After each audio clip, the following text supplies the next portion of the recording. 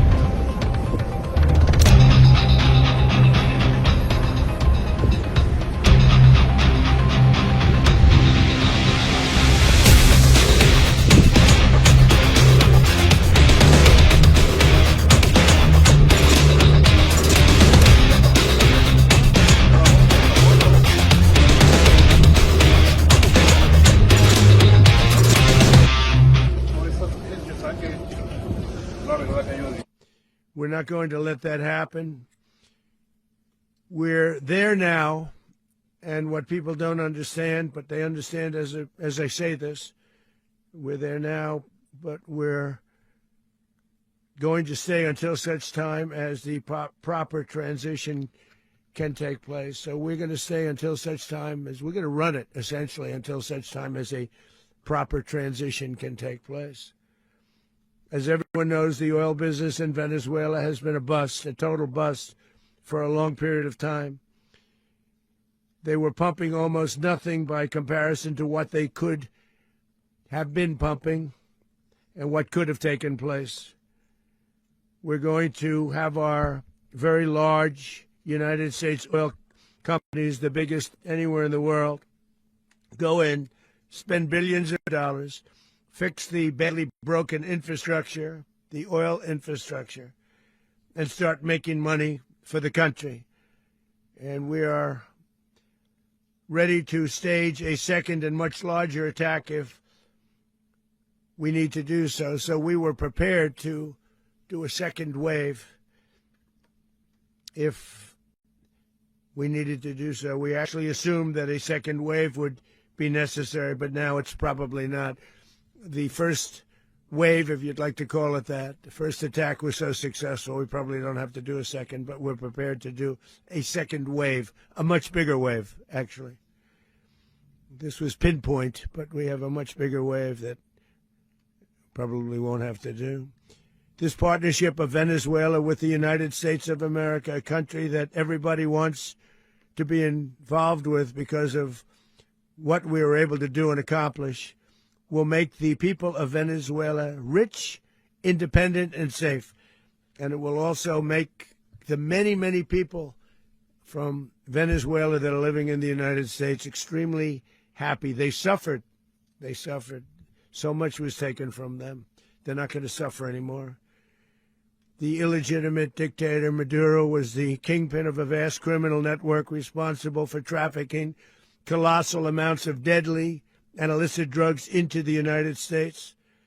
As alleged in the indictment, he personally oversaw the vicious cartel known as Cartel de las Solas, which flooded our nation with lethal poison, responsible for the deaths of countless Americans, the many, many Americans. Hundreds of thousands over the years of Americans died because of him.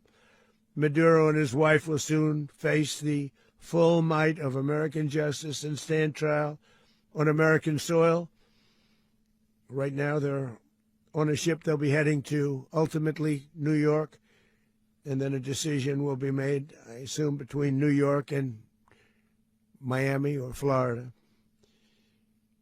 But we have people where the overwhelming evidence of their crimes will be presented in a court of law. And I've seen it. I've seen what we have. It's both horrible and breathtaking that something like this could have been allowed to take place. For many years after his term as president of Venezuela expired, Maduro remained in power and waged a ceaseless campaign of violence, terror, and subversion against the United States of America, threatening not only our people, but the stability of the entire region. And you all saw it. In addition to trafficking gigantic amounts of illegal drugs that inflicted untold suffering and human destruction all over the country, all over, in particular, the United States, Maduro sent savage and murderous gangs, including the bloodthirsty prison gang, Tren de Aragua, to terrorize American communities nationwide. And he did indeed. They were in Colorado. They took over apartment complexes. They cut the fingers off people if they called police. They were brutal, but they're not so brutal now. And I just have to congratulate our military, Pete and everybody, and our National Guard, because the job that they've done, whether it's in Washington, D.C., where we have a totally safe city, where it was one of the most unsafe cities anywhere in the world, frankly, and now we have no crime in Washington, D.C. We haven't had a killing. We had the terrorist attack a few weeks ago.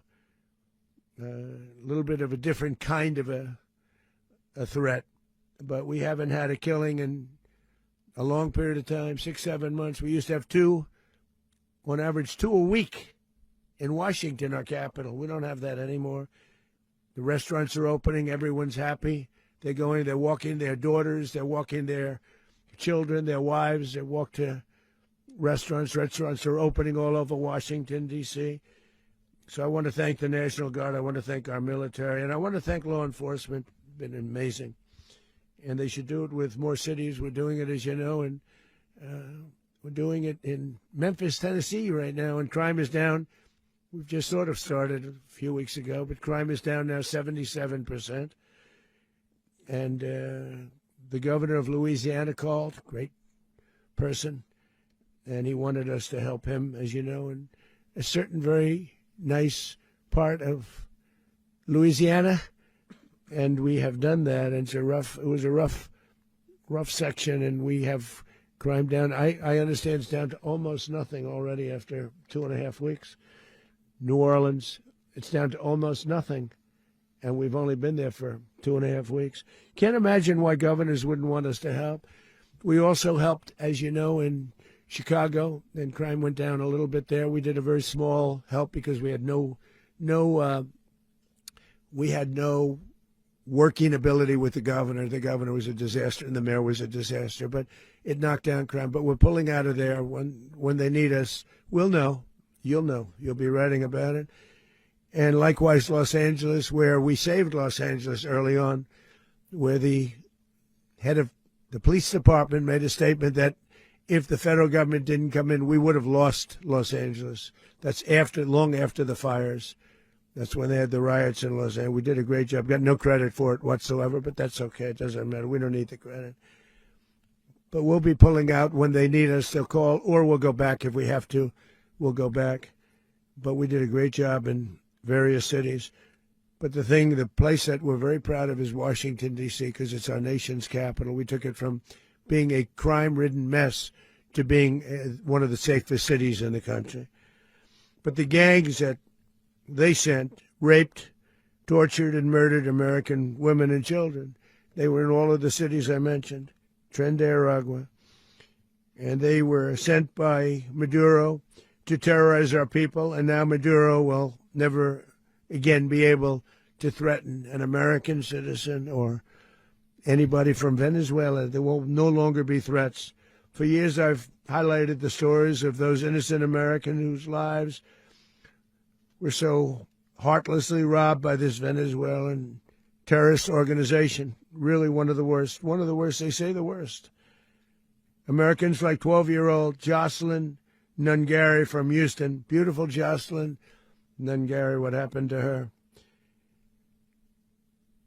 They, as you know, they kidnapped, assaulted, and murdered by Tren de Aragua animals. They murdered Jocelyn and left her dead under the bridge. There was a bridge that will never be the same to so many people after seeing what happened. As I've said many times, the Maduro regime emptied out their prisons, sent their worst and most violent monsters into the United States to steal American lives. And they came from mental institutions and insane asylums. They came from prisons and jails. The reason I say both, they sound similar. Actually, prisons a little bit more hostile, a little bit tougher. A mental institution isn't as tough as an insane asylum, but we got them both. They sent from their mental institutions. They sent from their jails, prisons. They were drug dealers. They were drug kingpins. They sent everybody bad into the United States, but no longer. And we have now a border where nobody gets through. In addition, Venezuela unilaterally seized and stole American oil, American assets, and American platforms, costing us billions and billions of dollars. They did this a while ago, but we never had a president that did anything about it. They took all of our property.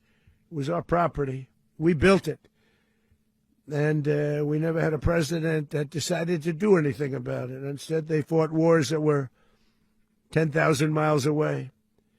We built Venezuela oil industry with American talent, drive, and skill, and the socialist regime stole it from us during those previous administrations, and they stole it through force. Subscribe, share, like, and comment. Subscribe, share, like, and comment. Subscribe, share, like, and comment. Subscribe, share, like, and comment. Subscribe, share, like, and comment.